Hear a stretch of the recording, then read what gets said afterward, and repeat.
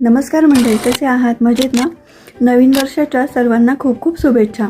आणि मंडळी, नवीन वर्षाची सुरुवात काहीतरी गोडधोडाने व्हायलाच पाहिजे आणि एकदम झटपट आणि तितकाच टेस्टी असा आपण हा पदार्थ बनवणार आहोत. आणि अजिबात टेन्शन घ्यायचं नाही, अगदी आपल्या घरातल्या वस्तूंमध्येच आपण हा पदार्थ बनवणार आहोत.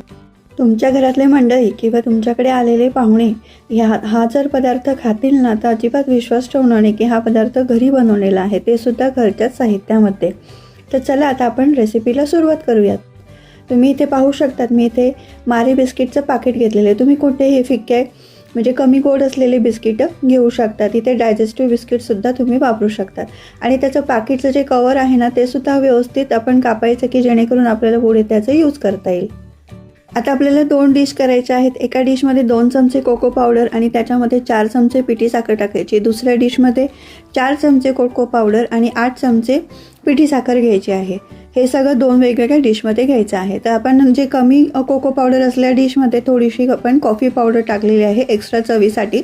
तुम्ही अगदी लहान मुलांसाठी बनवत असाल तर त्याच्यामध्ये कॉफी पावडर स्किप केली तरी चालेल. थोडंसं 2-3 चमचे पाणी टाकून येणार ते छान असा घोळ बनवून घ्यायचा.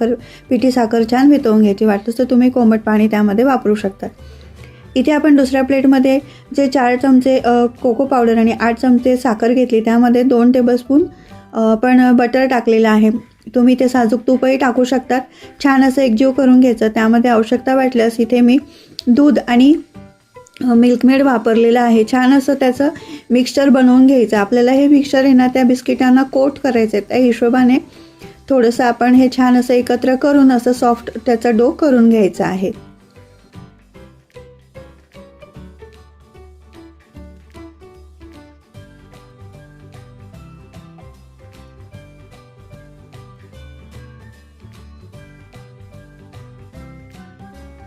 आपण जो लिक्विडचा घोळ बनवलेला आहे त्याच्यामध्ये आपण हे मारी बिस्किट आहेत ना असे छान डिप करून घ्यायचे. तुम्हाला जास्त कडवटपणा म्हणजे बिटरनेस आवडत असेल तर तुम्ही बिस्किट जरा अजून 1 सेकंद 2 सेकंद जास्त ठेवू शकतात पाण्यामध्ये डिप करून. आणि सगळे ते असे एकावर एक ठेवायचे. त्याचा असं पूर्ण रोल होईल आणि असं छान एकसंध रोल होईल ना, असं आपण त्याचा छान असं बांधून घ्यायचं. घट्ट असं त्याचा रोल करून घ्यायचा आहे. आणि फ्रीजमध्ये ना आपण 15-20 मिनटं ठेवून द्यायचा आहे तो.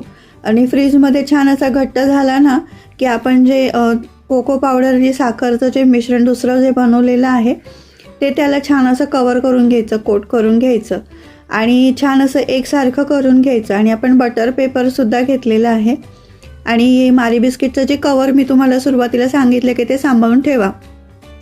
तुमच्याकडे जर बटर पेपर नसेल तर तुम्ही त्याच पाकिटमध्ये सुद्धा हा रोल आहे ना व्यवस्थित पॅक करून आहे ना फ्रीजमध्ये ठेवू शकतात.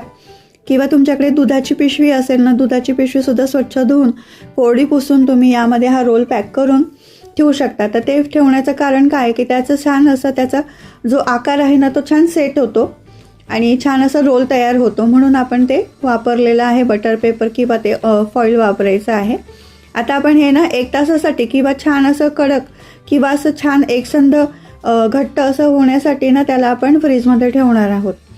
तर तो अर्धा तासातही फ्रीजमध्ये सेट होऊ शकतं किंवा 1 तासही लागू शकतं. 1 तासानंतर मी हे काढलेलं आहे आणि छान ओपन करून घ्यायचं. त्याचं जे प्लास्टिक म्हणजे बटर पेपर वगैरे फॉईल त्याचं काढून घ्यायचं. आणि आपल्याला हव्या त्या शेपमध्ये तुम्ही तिरकससुद्धा कापू शकतात किंवा सरळ सरळ व्यवस्थित असे चकत्यासुद्धा कापू शकतात. वरून थोडंसं तुम्ही चॉकलेट मेल्ट करून त्यावरती टाकून थोडंसं डेकोरेशनचे स्प्रिंकल्स असतील ना तुमच्याकडे तर ते टाकू शकतात. अगदी काहीच नसेल ना तर तुम्ही असं सुद्धा हा रोल आहे ना कट करून खाऊ शकता. खूप छान टेस्टी लागतो आणि अगदी 50 रुपयामध्ये हा तयार होतो. म्हणजे 50 रुपयेसुद्धा जास्तच आहे, पण तरी अगदी कमी खर्चामध्ये हा छान टेस्टी असा प्रकार तयार होतो. तर तुम्हीसुद्धा ही रेसिपी करून पहा.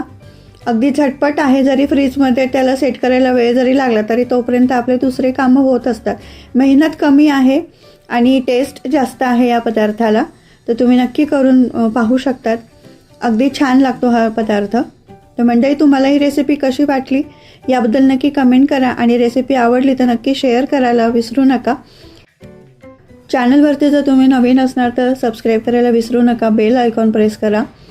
भेटूयात आपण अशाच वेगवेगळ्या रेसिपींसोबत. तोपर्यंत नमस्कार, धन्यवाद, थँक्यू.